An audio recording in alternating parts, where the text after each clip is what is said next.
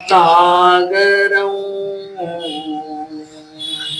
सुचितरङ्गणरत्नमहाकरं भविकपङ्कजबोधदिवाकरं प्रतिदिनं प्रणमामि जिनेश्वरं प्रतिदिनं प्रणमामि जिनेश्वरम्।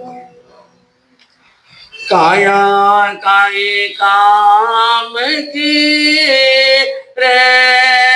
जिन सो भजन कियो नहीं जाय। काया काई काम की जिन सो भजन कियो नहीं जाय। भजन कियो नहीं जाय जिन सो धर्म किया नहीं जाय। भजन किया नहीं जाय जिन सो धर्म किया नहीं जाय। मिसरीरा हीरा तनी सरे उपमा दीर बताय। कया काई काम की जिन सो भजन कियो नहीं जाय। काया काई काम की जिन सो धर्म कियो नहीं जाय। सर्वज्ञ सर्वदर्शी चरम तीर्थंकर अहिंसा के अवतार विश्व वंदनीय शासनपति श्रमण भगवान वर्धमान महावीर के पावन चरणों में कोटि कोटि वंदन। हृदय की अनंत अनंत आस्था के केंद्र संयम धन के दाता संसार सागर से तिरने का सन मार्ग बताने वाले पूज्य गुरु भगवान श्रवण सूर्य दिव्य विभूति 1008 श्री मरुधर केसरी मिश्री मंदिर महाराज साहब के पावन चरणों में कोटि कोटि वंदन। अहिंसा दिवाकर लोकमान्य संत शेरे राजस्थान वरिष्ठ प्रवर्तक पूज्य गुरुदेव श्री रूपचंद जी महाराज साहब के पावन चरणों में कोटि कोटि वंदन। मरुधरा भूषण संत शिरोमणि पूज्य प्रवर्तक गुरुदेव श्री सुकन मुनि जी महाराज साहब के पावन चरणों में कोटि कोटि वंदन। साधना की प्रतिमूर्ति सद्गुणों की उपासिका सरल मना शांत दांत गंभीरा गुरुवरिया मां सती श्री सज्जन कंवर जी महाराज साहब के पावन चरणों में कोटि कोटि वंदन। धर्म प्रेमी बंधुओं, शीलवती माताओं में प्रसंग चल रहा है शरीर काया। मनुष्य का जो यह शरीर है और मनुष्य के शरीर को औदारिक शरीर कहते हैं। क्या बोलते हैं? औदारिक शरीर बोलते हैं। औदारिक शरीर की परिभाषा देते हुए शास्त्रों के अंदर भगवान ने कहा षडण पडण विध्वंसन दमा। इन औदारिक शरीर का धर्म है सड़ना पड़ना और विनाश को प्राप्त होना। क्या होना? यह सड़ सकता है, गिर सकता है, विनाश को प्राप्त हो सकता है। अनित्य और यह अनित्य है, अशाश्वत और यह अशाश्वत है, अध्रुवा यानी अध्रुव है, अवश्य विपणिज्जा अवश्य ही छोड़ने योग्य है। छोड़ने योग्य है, छोड़ना पड़ता है। कोई छोड़ना चाहता नहीं है। बच्चों को है शरीर के बूंदो है, रूपवान है कि कुरूपवान है, इन्हें कह रहे कि छोड़ दो तो छोड़ना नहीं, जीवता जी तो छोड़ना चाहो। नंबरिया बच्चे तो अपने आप ही हाँ छोड़, लेकिन छोड़ना चाहता नहीं है। लेकिन प्रभु ने कहा अवश्य विपणज्जिना, यह अवश्य ही छोड़ना पड़ता है। और छोड़ छोड़ करके हमारे बटेरे गए। शरीर को छोड़कर आत्मा चली गई और पीछे जो रहते हैं वे लोग उन शरीर को जला बला करके क्या कर देते हैं, राख करते हैं। इसलिए कहा शेकेणम जानती के पुवी गमनाए पच्छा के गमनाए। भगवान ने कहा कौन जानता है कि पहले कौन जाएगा और बाद में, लेकिन जाना है, जाना तो जरूरी है। सब जानते हैं, आप भी जानते हैं, हम भी जानते हैं, लेकिन हमारा एक सोच है, हमारी एक विचारधारा है, अभी नहीं जाए। हाल तो थोड़ा समय और जीवनो है, जीना चाहते हैं। क्या चाहते हैं हम? जीना चाहते हैं और हम और जिएंगे। अभी अभी मौत आने वाली नहीं है। और ज्ञानी कहते हैं कि इसका कोई भरोसा नहीं। कौन जाने काल किसे दिन आसी, कौन जाने काल किसे दिन आसी। तो ओ घर छोड़ किस घर जासी रे, ओ घर छोड़ किसे घर जासी। कहीं रे गुमान करे कितना, मान करे गो गुमान करे गो, मान करे गो गुमान करे गो। तो नरक गति माय जाय पड़े गोरे, नरक गति माय जाय पड़े गो। कहीं रे गुमान करे इतना। ज्ञानी कहते हैं कौन जाने काल किसे दिन आसी। काल कब आएगा, कौन से दिन आएगा, कौन से वार में आएगा, कौन सी घड़ी में आएगा, दिन में आएगा, क्या रात में घर में आएगा कि फुटपाथ पर अकेले में आएगा या सबके बीच में आएगा, इसका किसी को कोई पता नहीं है। वो घर छोड़ किसे घर। आज तो 4 खंड की 5 खंड की बिल्डिंग में बैठे हैं और कल जन्म झोपड़ी में भी हो सकता है। कहाँ हो सकता? जरूरी नहीं कि आपको हवेली मिले।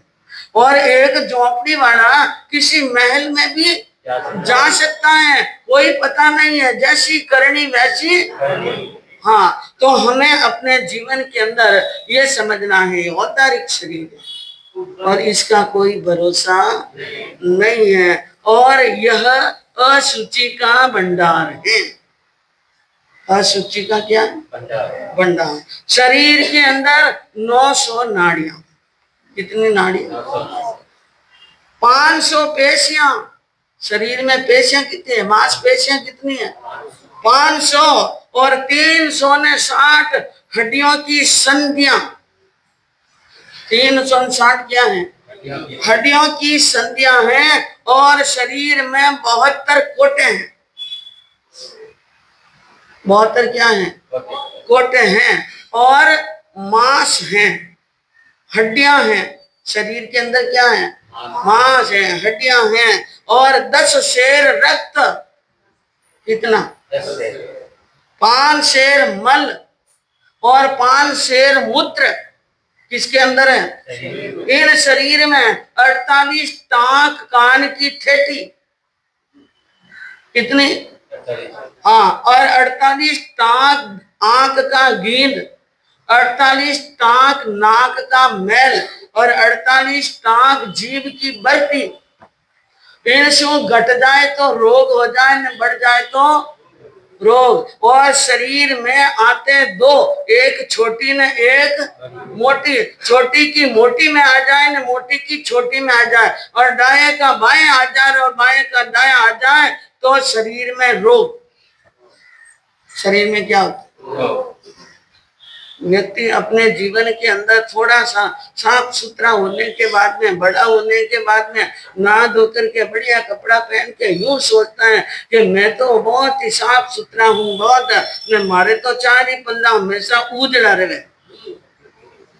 लेकिन ज्ञानी क्या बिस्टारी बाक्षी में रहने आयो कटे। हाँ, जिस समय माँ की गर्भ में था दोनों नेत्र आंखें बंद और नेत्रों के ऊपर हाथ की मुठ्ठियां ने छाती आड़ा गोडा ऊपर पांव ने नीचे सिर, माँ का मल और माँ का मूत्र बच्चे की नाक की डांडी के ऊपर से होकर के गुजरता है। और वो भी क्या करे, अभिमान करे। ज्ञानी कहते हैं इन शरीर का कोई भरोसा नहीं। हाँ, भरोसा नहीं है। और शरीर को शांत करने के लिए अभी 6 काम शरीर के बताए। कितने बताए? जिसके अंदर 2 नाड़ा, खाना पीना, नहाना खाना पीना तो है ही हजार, पर नहाता है, शरीर को साफ करता है। शरीर को क्या करता है? साफ करता है। वो सोचता है बाजार में जाऊं, ऑफिस में जाऊं, दुकान में जाऊं, 4 जनों के बीच में जाऊं, एकदम उजड़ा बनकर के साफ सुथरा और बढ़िया से बढ़िया क्या लगाता है? साबुन। क्या लगाता है? हाँ, मलमल के इस तन को धोता साबुन खूब लगाता है। मलमल के इस तन को धोता साबुन खूब लगाता है। बढ़िया बढ़िया पोशाकों से फिर इसे सजाता है। बढ़िया बढ़िया पोशाकों से फिर इसे सजाता है। ये तन तो है राख की देरी, क्या तूने ऐसा सोचा है? आत्मा का उद्धार वो मेरी, क्या तूने ऐसा सोचा है? क्या कहा? मल मल के इस तन को धोता, खूब रगड़ रगड़ के धोता है। और रगड़ने के लिए कई चीजें, मैल उतारनिया, जट उतारनिया, फट उतारनिया, कई रखते हैं घर के अंदर। साबुन शरीर पर भी लगाते हैं, उस पर भी लगाते हैं ना, खूब रगड़ रगड़ के धोते हैं साबुन लगा लगा कर। और बढ़िया बढ़िया पोषण है, बढ़िया बढ़िया कपड़ा से इनको सजाता है। पर ये तन है राख की देरी। यह तन क्या है? कभी ये सोचा, कभी विचार किया है कि मेरा ये सुंदर सुंदर शरीर, जिनको मैं नहलाता हूँ, धुलाता हूँ, खूब अच्छा अच्छा खिलाता हूँ, इनको खूब आराम से रखता हूँ, इसकी एक दिन क्या होने वाली है? हाँ, तेल फुलेल अनेक लगावत खींच के बंद समारत वाई, और भोगन भोग अनेक करे वर तरुणी देख अति हर्षाई। वे दर्पण मुख देखत हैं अति आनंद सो निरखत छाई, और तुलसीदास भजो हरि नाम, यह चाम चमार के काम का नहीं। क्या बात कही है ज्ञानियों ने, क्या समझाया है? तेल फुलेल अनेक लगा, अनेक तेल लगाया, अनेक गुलेल लगाया, इत्र लगाया, सेंट लगाया, शैम्पू लगाया, और सज धज करके गया दर्पण के सामने और अपना सुंदर चेहरा देखा और निरखत छाई, अपनी छाया भी देखता। जितना मैं सुंदर हूं उतनी मेरी छाया भी सुंदर है के? हाँ, ले दर्पण मुख देखत हैं अति आनंद से निरखत छाई, भोगन भोग अनेक करे, तरह तरह के भोग करता है, उपभोग करता है। और तरुणी देख अति हर्षाई, पत्नी को देखकर मन में क्या होता है? खुश।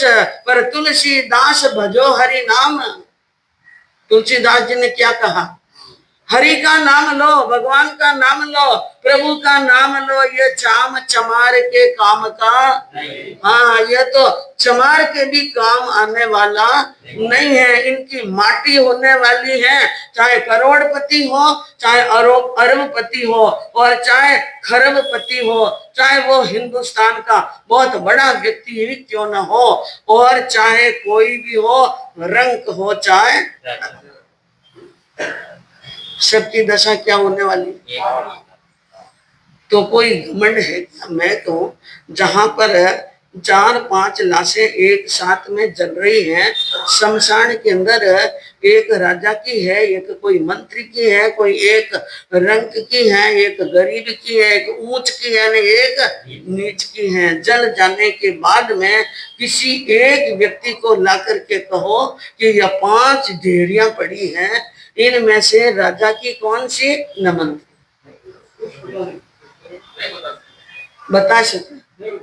अगर इस स्वरूप का ही भेजा सब एक जैसा हो जाता है, वहां पर कोई छाप लगी हुई नहीं है। रामायण के अंदर बहुत सुंदर दो लाइनें दी है इस प्रसंग के ऊपर। माटी की काया जब जल ने को मरघट जावे हो, माटी की काया जब मर जलने को मरघट जावे हो, राजा हो या रंग सभी के एक दशा हो जावे हो, राजा हो या रंग सभी की एक दशा हो जावे। माटी की ये काया जब मरघट में जलने जावे, मरघट में जाती है, शमशान में जलने के लिए जाती है, तो चाहे राजा हो चाहे रंग हो, सबकी एक दशा हो जाती। सबकी दशा क्या हो जाती है? एक दशा हो जाती है। तो यह विध्वंसन धम्मा शरीर है, नश्वर शरीर है और ध्रुव है, हड्डी मांस और अशुचि का भंडार है। लेकिन एक बात याद रखना, परम सत्य यह है, सबसे बड़ा जीवन का सत्य यह है कि इन शरीर को पाए बिना मुक्ति नहीं। क्या नहीं है? चाहे देवलोक में, पहले देवलोक में, आठवें देवलोक में, नवग्रह में, 5 अनुत्तर विमान में बैठे हुए जो देव भी हैं, उनको मोक्ष में जाना है। एक भाव करके क्या जाना है? मोक्ष में। और वहां उनको सीधा वहां से मोक्ष नहीं मिले, उनको कहाँ आना पड़ेगा? इस क्षेत्र में, इस क्षेत्र में कर्म भूमि में आना पड़ेगा। और कर्म भूमि में आकर हमारे जैसा मनुष्य का औदारिक शरीर धारण करना पड़ेगा। जब तक इस धरती पर नहीं आवे, जब तक ये औदारिक शरीर धारण ना करे, मुक्ति 3 काल में नहीं। क्या नहीं? मुक्ति नहीं। मुक्ति तो इसी शरीर से मिलेगी। ये कितनी बढ़िया बात है। सबसे महत्वपूर्ण बात तो यह है कि मुक्ति इसी से मिलेगी। अनंत सिद्ध आत्माएं मोक्ष में पधारी है, वो सभी इसी शरीर से पहुंची हैं, इन शरीर को धारण करके ही पहुंची हैं। हमारी इतनी बड़ी पनवानी है कि भले ही इसके अंदर हमारे शरीर में अशुचि का भंडार है, लेकिन फिर भी यह महत्वपूर्ण है। और वो किसके लिए महत्वपूर्ण है? अब क्यों जो को भगवान याद रख, क्यों महत्वपूर्ण है? इन शरीर से आत्मा के 6 काम करने। किन से करने? आत्मा का 6 काम भी किनों करना पड़ेगा? हाँ, तो इन शरीर ने स्वस्थ भी रखना, मस्त भी रखना है। और आत्मा का 6 काम आत्मा खुद अकेला नहीं करे।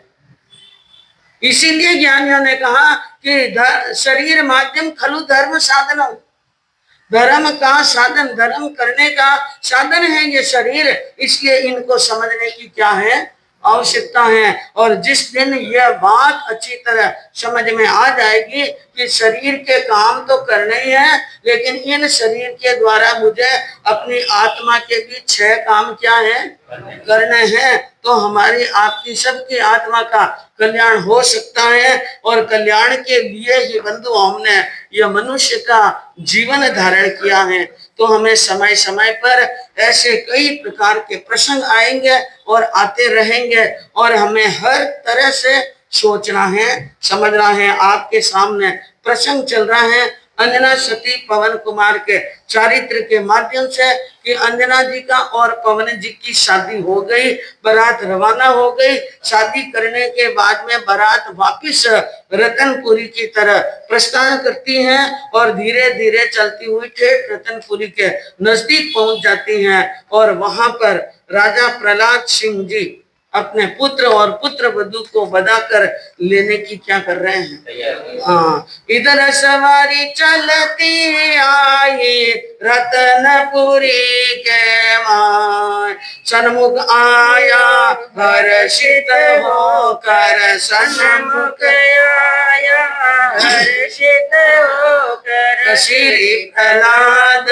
महाराज जी धन सती अंजना, साचे शतवंते राजी, शेर में धन सती अंजना, साचे शतवंते राजी शेर। इधर सवारी चलती आई रतनपुरी के माए, रतनपुरी नगरी के अंदर प्रवेश करती हैं और राजा प्रहलाद सिंह पूरी तैयारी के साथ में अपने सभी पदाधिकारी और जनमेदिनी के साथ में उनको हर्षित होते हुए बधाने के लिए आते हैं। पवन कुमार जी पर्ण पद्मणि ले आया निज लाल, पूरे नगर में ये खबर पहुंच गई कि पवन जी अंजना से शादी करके नगर में आ गए हैं। नार नगर की गावे बदावा, नगर की औरतें बदावा गा रही हैं मीठे स्वर के अंदर और देखन हुई तैयार। सबके सब वहां पर देखने के लिए आते हैं अंजना सती को, यानी वहां पर कि कैसी है अंजना। सबके सब बारात में नहीं गए थे और वहां पर औरतें बारात के अंदर नहीं गई थी इस कारण से, और औरतों को देखने का थोड़ा शौक क्या होता है, आदमियों की बजाय औरतों को देखने का यानी बहुत ज्यादा अच्छा स्वभाव होता है। थोड़ी सी खबर पड़ जाए कि कोई नयो खेल आयो तो जाने वास्ते कई वजह से तैयार हो गई, तो सब की सब अपनी सखी को सहेलियों को इधर उधर समाचार भेजकर दास दासियों के द्वारा नौकरों चाकरों के द्वारा उनको भेज करके समाचार कह करके कह रहे हैं चलो चलो चलो देखण ने भाई, चलो चलो देखण ने भाई, सती सासर आई जी, सती सासर आई जी, चलो चलो देखण ने भाई, है सती सुशीला सयानी, है सती सुशीला सयानी, जिन मानी मन जिन वाणी, जे जिन मानी मन जिन वाणी, जे चलो चलो देखण ने भाई। सब कहने लगे भाई देखो चलने देखने के लिए चलो, सती सासरे आई, अंजना क्या आ गई है, ससुराल में आ गई हैं, इसलिए सभी गई यहाँ पर खड़ी रह करके देख रही हैं। सती सुशीला, उनको देखकर यह बहुत यानी सुशीला है, सुंदर है, सयानी है, औरतें अंदाज लगा रही हैं, चतुर है और 64 कला की भंडार है, मन मानी, हमारे मन को मानने वाली है और मन के अंदर इनके मन में धर्म भी बसता है, इसके जीवन में ईमान भी बसता है। सब देख देख सुख पाई, सब देख देख करके कौरानी को देख कर क्या हो रही हैं, खुश हो रही है, हमारी भाभी महारानी आई हैं, सब देख देख सुख पाई। प्रभु जुगती जोड़ मिलाई, क्या कहा बहनों ने, परमात्मा ने क्या जोड़ मिलाई है, क्या तो पवन जी हैं और क्या अंजना है, ऐसी जोड़ी तो मिलाने से भी मिलने वाली नहीं है। कोई कहते हैं पवन जी के भाग बड़े तेज कि सुंदर रानी आई, कोई कहते हैं कि इन रानी के भाग इतने तेज कि हमारे पवन जी जैसे बरतार मिले हैं। इस प्रकार उनकी जोड़ी की सराहना कर रहे हैं। हे चंद्र रोहिणी जैसी है, चंद्र रोहिणी जैसे नहीं रति काम की ऐसी जी, नहीं रति काम की ऐसी जी। चलो चलो देखने वाली है, सीताराम ही सागे है, सिया राम ही सागे। सब जन में बल्लभ लागे जी, चलो चलो देखने भाई। किसी ने कहा ये जोड़ी तो चंद्र और रोहिणी की जोड़ी जैसी। चंद्र और रोहिणी की क्या होती है? जोड़ी। किसी ने कहा रति और कामदेव की जोड़ी भी इनके सामने तो फीकी लगती है। किसी ने कहा नहीं, यह तो साक्षात राम और सीता जैसी जोड़ी लगती है। तो किसी ने कहा नहीं, ये श्री कृष्ण और रुक्मणी जैसे। सब अपनी अपनी क्या कर रहे हैं? बातें कर रहे हैं, जोड़ी को सराह रहे हैं। दासियां लौटती हुई गई महारानी के पास में और कहने लगी आपकी बहू तो ऐसी आई है पर में मांडे जैसी। यानी अप्सराओं को भी क्या करती हैं? लज्जित करने जैसी। तो सासू भी मन में क्या हुई? एक सुंदर सी, एक गुणवान, एक पुण्यवान बहू घर में आए तो सासू माँ को बड़े आनंद की क्या होती है? अरे सासू बहू पर राजी होकर दियो गणो सन्मान, पगला गणी मायसती में, पगला गणी मायसती में। खूब दियो धन मान जी, धन सती अंजना, साची सतवंती राची शील। सासू जी ने बहू को देखा, बेटे बहू को बजाकर घर के अंदर लिया और बहू की हाली देखी, चाली देखी और उनका ढंग देखा, रंग देखा। समझ गई सासू बहुत विदुषी थी, मेरी बहू तो बड़ी पुण्य से घर पर आई है, पुण्यवान है। खूब दियो सम्मान।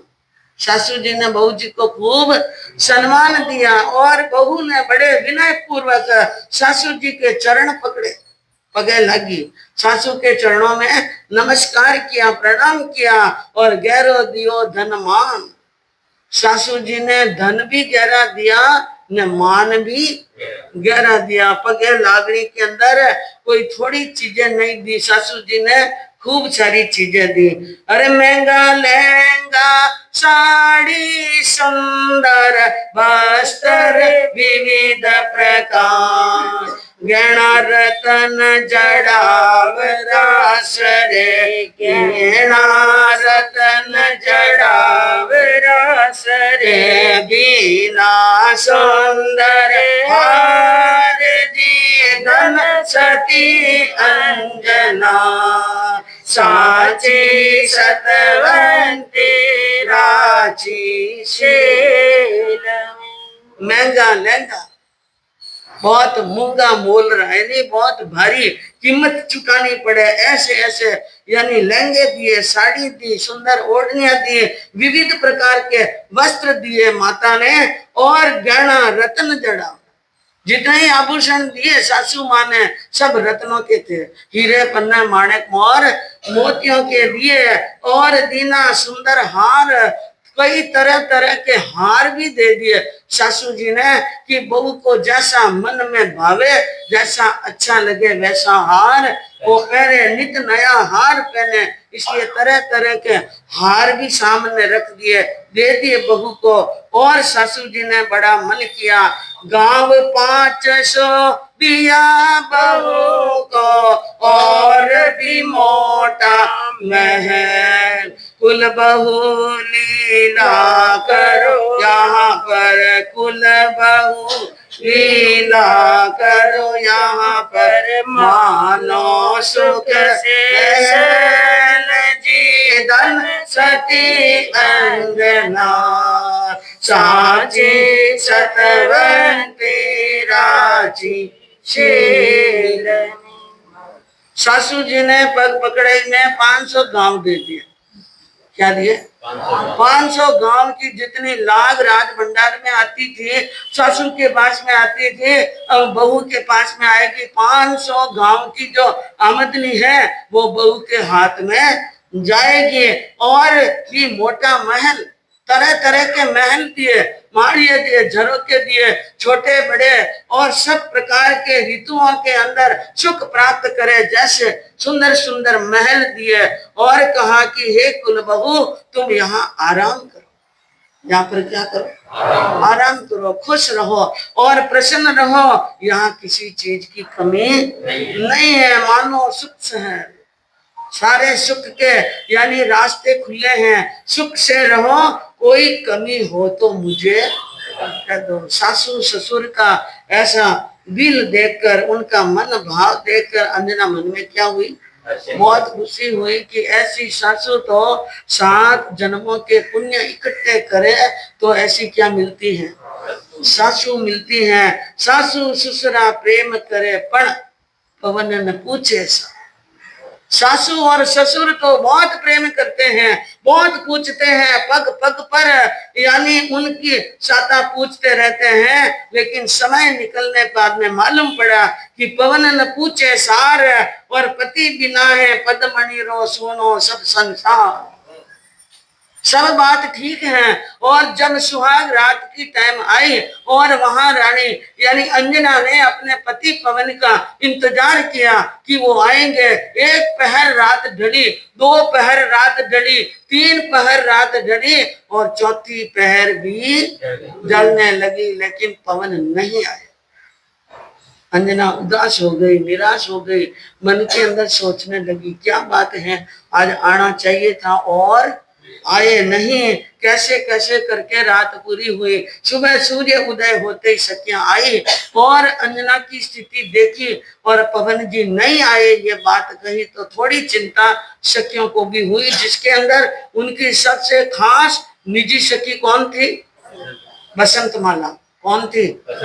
बसंतमाला, जो अंजना की हर नस से वाकिफ थी, उनकी धड़कन को महसूस करने वाली, एक प्राण और 2 शरीर की तरह थी बसंतमाला।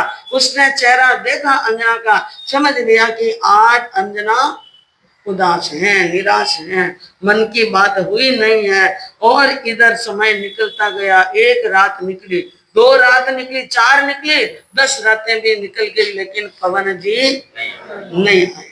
पर्ण किया तो पवन कुंवर ने मुँह की महल मजा, सर्प कांचली जैसे छोड़ी, सर्प कांचली जैसे छोड़ी, फिर नहीं की निसार जी धन सती अंजना, साची सतवंदे साची शील।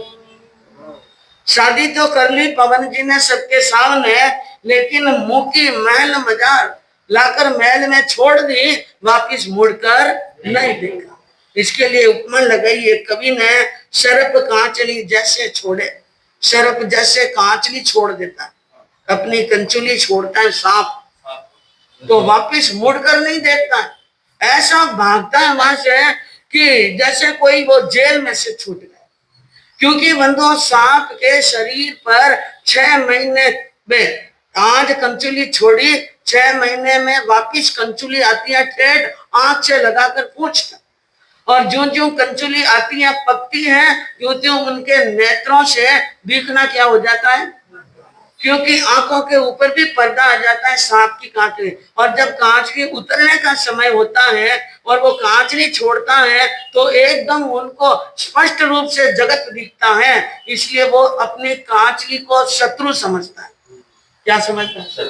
कि इसके कारण से मुझे नहीं दिख रहा था, इसलिए जब वो कैंचुली छोड़ता है तो उनको अपना शत्रु समझकर, अपने देखने की बाधा समझ करके ऐसा भागता है वहां पर कि वापिस मुड़कर नहीं देखता। इसी प्रकार पवन जी ने वही किया, अंजना को शत्रु के समान समझ लिया और अपनी ऐसी समझ लिया और वापिस महल में एक बार छोड़ा, उसके बाद में वापिस मुड़ करके नहीं देखा। ऐसी स्थिति वहां पर हुई है। और अंजना क्या कर रही है साहब? चिंता कर रही है, फिक्र कर रही है। और आगे प्रसंग कैसे आता है? क्योंकि यह उनके पाप कर्म का उदय काल चल रहा है। किसका? और अभी आपने सुना हर क्रिया के 3 प्रतिक्रिया होती हैं, एक पाप, एक पुण्य और एक कर्म निर्जरा। तो जब पाप की क्रिया हो तो उनका फल भुगतना बहुत क्या होता है? मुश्किल होता है। तो मंगलिक तो मैं सुनाऊं आपको, एक खास बात है। यहाँ से मंगलिक होने के बाद में